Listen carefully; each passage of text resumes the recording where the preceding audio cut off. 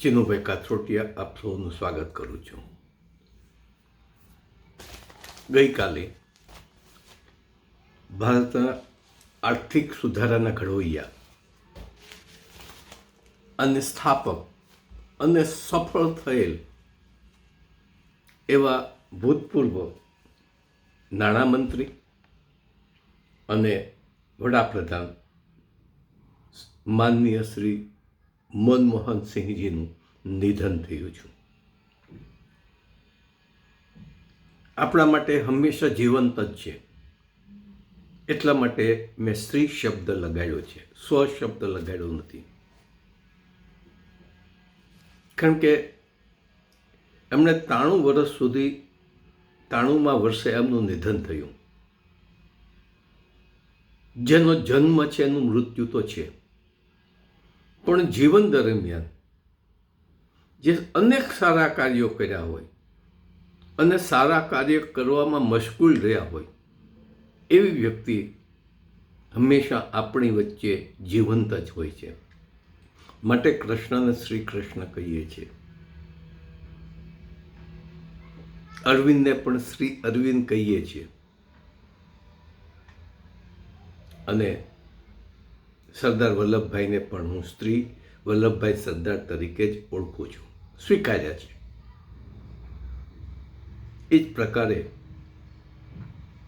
માનનીય મનમોહન સિંહજીને પણ હંમેશા આપને પ્રેરણા આપતા રહેશે, માટે એને સ્ત્રી શબ્દ એની પાછળ આગળ લગાડીશ.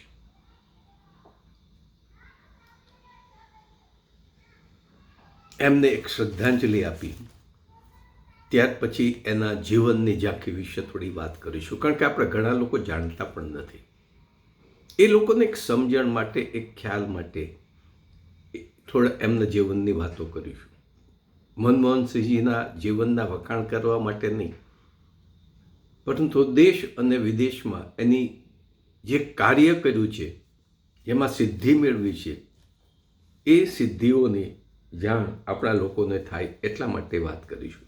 સૌ પ્રથમ આપણે એમને શ્રદ્ધાંજલિ આપીશું અને શ્રદ્ધાંજલિ તરીકે મૌન પાળીશું, એમને વંદન કરી અને આગળ વધીશું.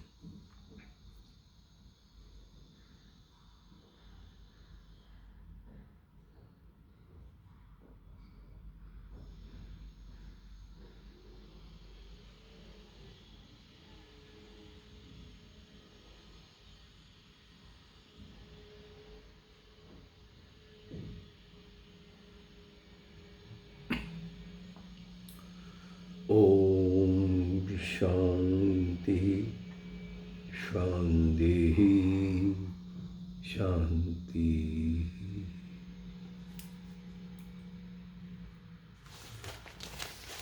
મનમોહનસિંહજી એક ઉચ્ચ શિક્ષણ મેળવેલ વ્યક્તિ હતી.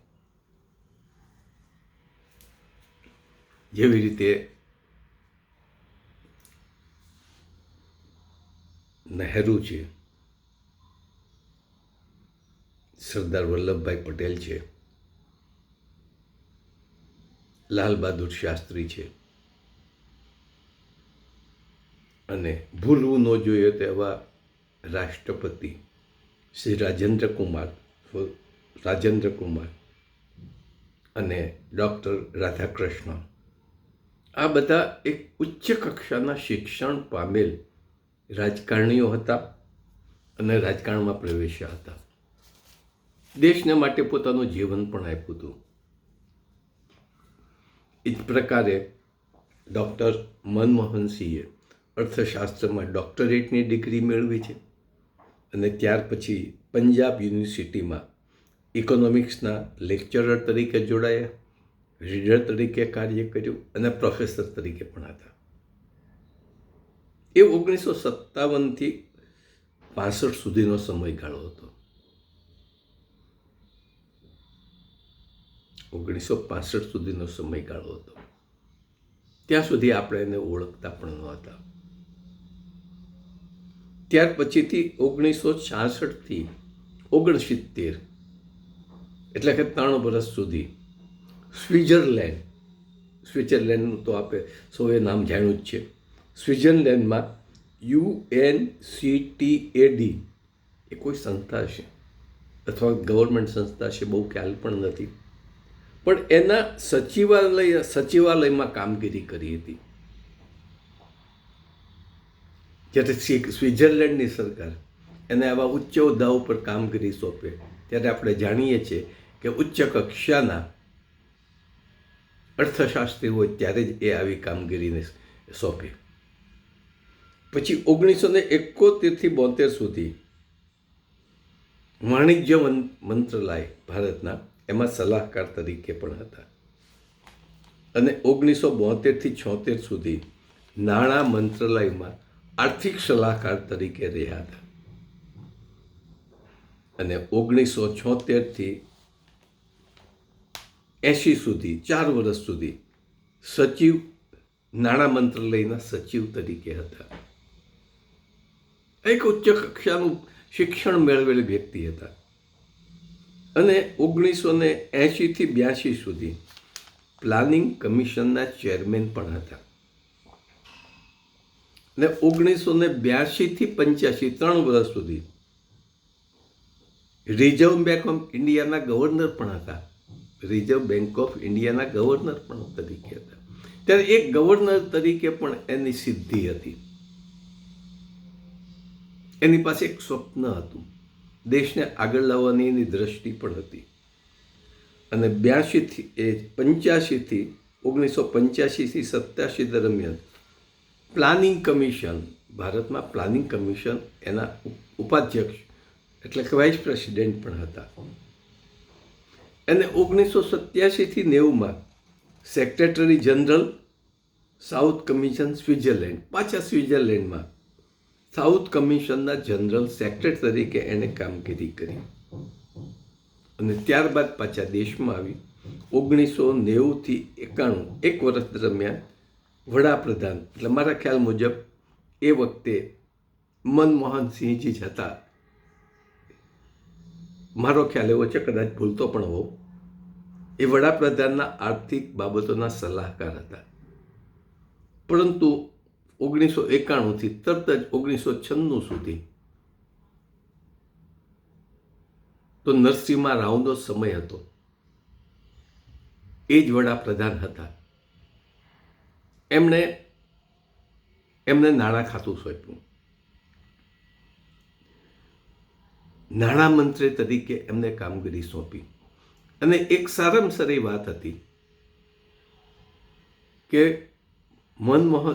નરસિંહ રાવજીએ ક્યારેય નાણામંત્રીના કાર્યમાં દખલગીરી કરી નથી.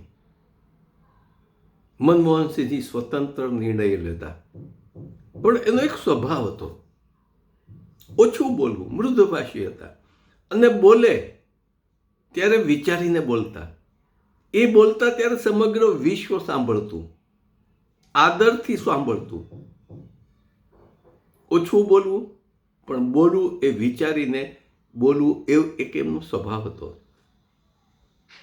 અને 5 વર્ષ દરમિયાનમાં નરસિંહ રાવજીએ ક્યારે એમને ટોક્યા નહોતા કે ક્યારે એની ઉપર કોઈ દબાણ નહોતું, સ્વતંત્રપણે કામ કરવા દીધું હતું. અને પરિણામે એમણે જે એ સમયમાં ઉદારીકરણની, આર્થિક વિકાસની જે નીતિઓ ઘડી અને અમલમાં મૂકી 5 વર્ષ દરમિયાન, એમનો હજી સુધી આજની તારીખ સુધીમાં આપણે લાભ લઈએ છીએ, આપણે ભોગવીએ છીએ. જો એમની ઉદારીકરણની નીતિમાં સ્વતંત્રતા ન હોત અને દીર્ઘ દ્રષ્ટિ ન હોત, તો આજે પણ ભારત નાણાકીય રીતે પછાત જ હોત. પણ એમનું એક સ્વપ્ન હતું કે ભારત સદ્ધર બને અને ઉદારીકરણની વિશ્વમાં એક આગળ આવે, અને એ એમના કાર્ય અને નીતિને એ સિદ્ધ કરી આપ્યું.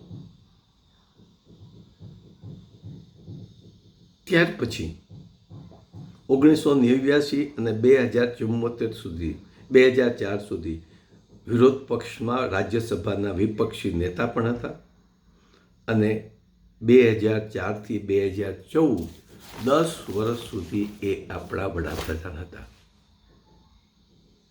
એટલે કે નાણામંત્રીએ તરીકે લીધેલા નિર્ણયોને વડાપ્રધાન તરીકે એમણે ચાલુ રાખ્યા અને ભારતને ઉચ્ચ કક્ષાએ લઈ ગયા. અને આજની સમગ્ર નીતિ જે ભાજપ વાત કરે છે આર્થિક વિકાસની, એ બધી જ આર્થિક વિકાસની નીતિ મનમોહન સિંહજીની હતી. ભલે નરેન્દ્રભાઈ એ પોતાના નામે કરી નાખી હોય, એ જ નીતિને મોદીકરણ કરી નાખ્યું, પણ અસલી ઘડવૈયા તો મનમોહન સિંહજી હતા. આપણે હમણાં વાત કરી, ઓછું બોલતા, મૃદભાષી હતા, છતાં જ્યારે બોલે ત્યારે વિશ્વ એને સાંભળતા. આનું વિકૃત સ્વરૂપ આપીને નરેન્દ્ર મોદીએ એને મૌન બાબા તરીકે એની મજાક ઉડાવતા, ઠેકડી ઉડાવતા. અને જ્યારે એ નાણાપ્રધાન તરીકે ઉદારીકરણની નીતિ, આર્થિક વિકાસની નીતિ ઘડી, ત્યારે આ જ નરેન્દ્ર મોદી અને એ જ અડવાણી અને એ જ ભાજપના નેતાઓ એનો વિરોધ કરતા. કારણ કે મનમોહન સિંહજીએ માત્ર દેશને ધ્યાનમાં રાખ્યો હતો, વ્યક્તિને ધ્યાનમાં રાખી ન હતી. જ્યારે આપણા આજના વડાપ્રધાને નરેન્દ્રભાઈએ અદાણીને અંબાણીના વિકાસ માટે જ એ આર્થિક નીતિઓ ઘડાવે છે, અને એ પણ નાણાપ્રધાન પાસે. નાણાપ્રધાન એના કહેવા પ્રમાણે જ કરવું પડે છે. હુકમનો એક તો નરેન્દ્રભાઈ છે. નરેન્દ્રભાઈને પૂછ્યા વગર નાણાપ્રધાન પાણી પણ નથી પી શકતા એવું સાબિત થઈ ચૂક્યું છે. પણ આપણે અત્યારે મનમોહનસિંહજીની વાત કરીએ છીએ. એમની સિદ્ધિઓ વિશે એક વાત કરીએ તો સૌથી પહેલી સિદ્ધિ ગણું છું, એનું કુટુંબના દરેક સભ્યો, 3 પુત્રીઓ હતી. 3 પુત્રીઓ આજે ભારતના કોઈ વ્યક્તિને ખ્યાલ નથી કે ક્યાં છે, કેવા હોદ્દા ઉપર છે, શું કાર્ય કરે છે. કેમ કે ક્યારે એના કુટુંબીજનોને પોતાના હોદ્દાનો લાભ આપ્યો નહોતો. જેવી રીતે સરદાર વલ્લભભાઈ સરદારે પણ એ જ કાર્ય હતું. શાસ્ત્રીજી પણ આજે આપણે એના પ્રત્યે માનની લાગણી ધરાવીએ છીએ.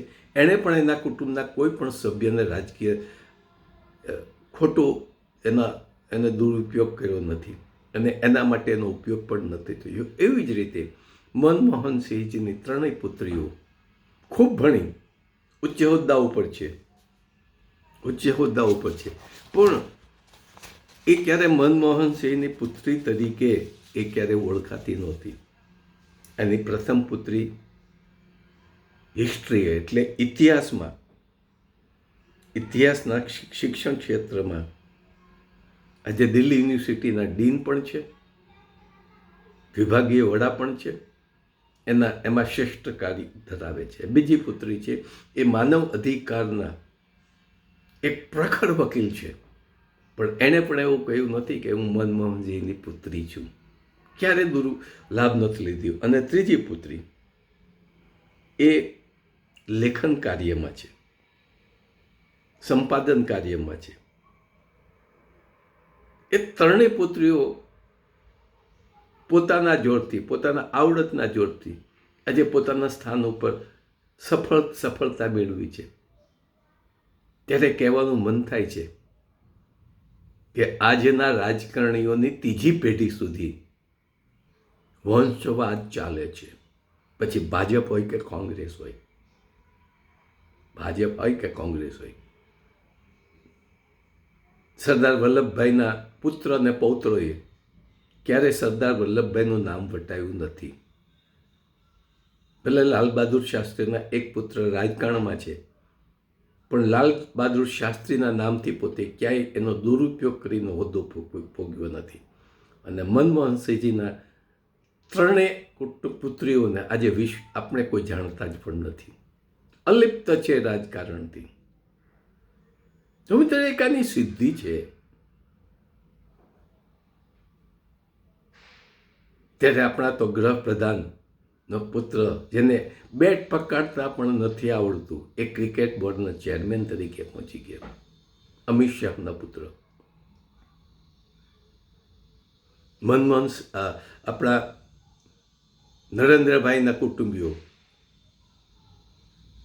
એક માત્ર ટ્રાફિક બાબતમાં રાજસ્થાનમાંથી થોડી તકલીફ પડી હતી ત્યારે હોવા કરી મૂક્યો હતો. વડાપ્રધાનને નરેન્દ્રભાઈને ફોન કર્યો હતો અને ટ્રાફિક પોલીસે એને VIP સગવડ આપવાની ફરજ પડી હતી. આ લોકો ક્યારેય એવું નથી કર્યા. અને સરદાર વલ્લભભાઈ પટેલે એના પુત્રોને દિલ્હીમાં આવવાની પણ ના પાડી હતી. આવા નેતાઓ તો ભારતને ભાગ્યે જ મળે. ત્યારે નહેરુ અને અત્યારના ભાજપના નેતાઓની ત્રીજી પેઢી સુધી બાપ દાદાના જોરે સત્તાઓ ટકાવી રાખવા માટે મથામણ કરે છે. તો આ એક પરિસ્થિતિ એ હતી. બીજું એક, બ્રિટનના પૂર્વ PM કેમરોન એના પુસ્તકમાં લખે છે કે મનમોહનસિંહજી એક સંત હતા. અને સાદગીમાં મનમોહનસિંહજી હંમેશા PM બન્યા પછીથી પણ મારુતિ 800 જે સૌથી નાનામાં નાની ગાડી ગણાય એનો આગ્રહ રાખતા. એ કહેતા હું સામાન્ય માણસ છું, BMW ફરજિયાત રાખવી પડે એના કાફલામાં, એને પસંદ પણ નહોતું, છતાં પણ એના કાફલા પાછળ હંમેશા મારુતિ રહેતી હતી. એ મારુતિમાં રહેવાનું જ પસંદ કરે છે. અને આજ એવી બંગાળની મમતા દીદી પણ એવી જ છે. મારુતિ 800માં મુક્ત રીતે ફરે છે. મનમોહનસિંહજી ક્યારે સિક્યુરિટીમાં બહુ ધ્યાન નહોતું આપ્યું, બહુ મહત્વ પણ નહોતું આપ્યું. જન્મ અને મૃત્યુ તો કુદરતનો ક્રમ છે એવું જ હંમેશા સમજતા. ત્યારે આજના શાસકોને, પછી વડાપ્રધાન હોય કે ગૃહપ્રધાન હોય કે આપણા ગુજરાતના મુખ્યપ્રધાન હોય, એને તમે મળી ન શકો. એનો કાફલો આવતો હોય તે ચારે બાજુ કલાકોના કલાક સુધી રસ્તાઓ બંધ થઈ જાય. અને બ્રિટિશ ગવર્નરશાહી આપણે અનુભવીએ છીએ, બ્રિટિશની ગવર્નરશાહી પણ અનુભવીએ છીએ. એની કરતાં રાજા રજવાડાઓ સારા હતા. એક દાખલો પણ હતો. એક વરઘોડો નીકળતો હતો અને સામેથી રાજાની સવારી જતી હતી. તે રાજાએ નીચે ઉતરી અને વરરાજાને રસ્તો આપ્યો. એક દિવસનો રાજા હતો વરરાજા. એટલા માટે આવા આપણા નેતાઓ છે. મનમોહનસિંહજીએ દેશ માટે કામ કર્યું છે. ત્યારે દુઃખની વાત એ છે કે આપણા નરેન્દ્રભાઈ હંમેશા અદાણી અંબાણી કુટુંબ માટે જ કામ કર્યું છું. આજે પરિણામે ગેસના અસહ્ય ભાવો છે, ઇલેક્ટ્રિસિટીના અસહ્ય ભાવો છે, પેટ્રોલના વધુ ભાવો છે. જે પેટ્રોલ જે 50 રૂપિયા મળવો જોઈએ 100 રૂપિયા મળે છે. કારણ કે અંબાણી જૂથને પેટ્રોલની કમાણી કરાવવા માટે. દેશ ક્યારે એના મૃત્યુ પછી યાદ નહીં કરે, ઇવન સત્તા ઉપર ઉતર્યા પછીથી યાદ નહીં કરે, જૂતા મારશે. ત્યારે આ એની હંમેશાનું કાર્ય છે એ લોકો યાદ રહેશે. અને મનમોહનસિંહે સૌથી પ્રથમ જ્યારે નાણાપ્રધાન હતા ત્યારે ગ્રીન ટ્રિબ્યુનલની સ્થાપના કરી. એટલે ગ્રીન ટ્રિબ્યુનલ ક્લાઇમેટ ક્રાઇસિસ વખતે ગ્રીન ટ્રિબ્યુનલની સ્થાપના મનમોહનસિંહજીએ કરી.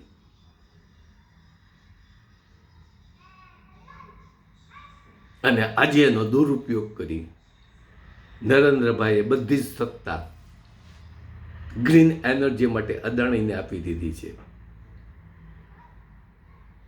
અને અદાણીને પૈસા દેશમાંથી લૂંટવાની છૂટ આપી છે. પણ સદનસીબે અમેરિકન કોર્ટે ગ્રીન એનર્જી માટે જે કંઈ લાંચો ભારતના ઓફિસરને આપી છે એની સજા, એનો કેસ અમેરિકામાં ચાલે છે અને સજા પણ થશે. અમેરિકન કોર્ટ આપણને સજા આપે છે અને આપણું ન્યાયતંત્ર પાંગળું છે. ગઈકાલના વિડીયોમાં કહ્યું કે આવા ન્યાયતંત્રની આપણને જરૂર નથી. આપણે ગુજરાતમાં ફેરફાર કરી શકીએ તેમ છીએ. દુઃખની વાત એ છે કે આપણા ગુજરાતના નાગરિકો ભીરું છે, ગુલામ માનસ ધરાવે છે, સ્વાર્થી માનસ ધરાવે છે. પરિણામે એક થઈ શકતા નથી. તો આ બધું આજે મનમોહનસિંહજીને નમન કરી અને એક સંદેશ આપું છું કે ગુજરાતના લોકો જાગે, સ્વાર્થ મૂકે. ખેડૂતોને 2000 રૂપિયા નરેન્દ્રભાઈ આપી દીધા હતા, નરેન્દ્રભાઈના ગુલામ થઈ ગયા. એના રોજના 15 રૂપિયા થાય, એક સારી ચાના પૈસા પણ નથી. 3 મહિને 2000નો હપ્તો આપે, વર્ષે 6000નો હપ્તો આપે. એટલે આપણા ખેડૂતો નરેન્દ્રભાઈના ગુણગાન ગાવા માંડ્યા છે, એના ગુલામ થઈ ગયા છે. પણ એની સામે ખાતરનો ભાવ વધારીને 6000 કરતાં અનેક ગણા પૈસા પડાવી લીધા છે. ડીઝલના ભાવ વધારીને, ટ્રેક્ટર તો ડીઝલ વગર હાલે નહીં, અનેક ગણો લાભ લઈ લીધો છે. એનો ખેડૂતોને ખબર નથી પડતી. ખેડૂતો અબૂઝ નથી, પણ સ્વાર્થી છે. અને ખેડૂતના નેતાઓ અતિ સ્વાર્થી છે. પરિણામે આજે આપણે ગામડાની આ પરિસ્થિતિ છે. 70 વર્ષ પછી પણ ગામડાઓને ખેતી માટે દિવસે વીજળી મળતી નથી. વાંક ખેડૂતોનો છે, ખેડૂત નેતાઓનો છે. આજે હાકલ કરીએ છીએ કે આપણે એક બનીએ, પણ આપણે ધર્મવાદ, જ્ઞાતિવાદ અને પક્ષાપક્ષીના ધોરણે, પક્ષોમાં ખેંચતાણના ધોરણે આપણે વિખાઈ ગયા છીએ. આપણે કેટલા વર્ષો સુધી ગુલામી ભોગવશું એ નક્કી નથી. બ્રિટિશરોની તો 200 વર્ષ સુધી ગુલામી હતી. મોગલોએ પણ આપણે લગભગ 150 થી 200 વર્ષ સુધી ગુલામ રાખ્યા. અને આપણા સ્વતંત્ર ભારત પછી આપણા શાસકોએ 76 વર્ષ સુધી તો ગુલામ બનાવ્યા છે. એક દાયકો કદાચ નીકળી પણ જશે, પણ એક આશા છે કે ગુજરાતમાં આપણે જો જાગૃત થઈએ તો ગુજરાત કેન્દ્રની ગુલામીમાંથી મુક્ત થઈ શકે અને વિશ્વમાં પોતાની નામના પણ કાઢી શકે. ગુલામીમાંથી મુક્ત એટલે બંધારણની ગુલામીમાંથી મુક્ત નથી, બંધારણીય રીતે આ શાસકોની ગુલામીમાંથી જો મુક્ત થાય તો ગુજરાત, ઇઝરાયલ, દક્ષિણ કોરિયા, ઇવન યુક્રેનની માફક બહાદુર પ્રજા બની શકે તેમ છે. જોઈએ, નિર્ણય ગુજરાતની પ્રજા ઉપર છોડું. ઘણા મિત્રોનો ફોન આવે છે કે દરરોજ તમે આવા વિડીયો આપતા જાઓ. આપણા જે જુદા જુદા મિત્રો વિડીયો આપે છે, સારા આપે છે, પણ એ પત્રકારો છે, હું પત્રકાર નથી. હું એ કરી શકું એમ નથી, કારણ કે હું પત્રકાર નથી, પરિવર્તનવાદી છું.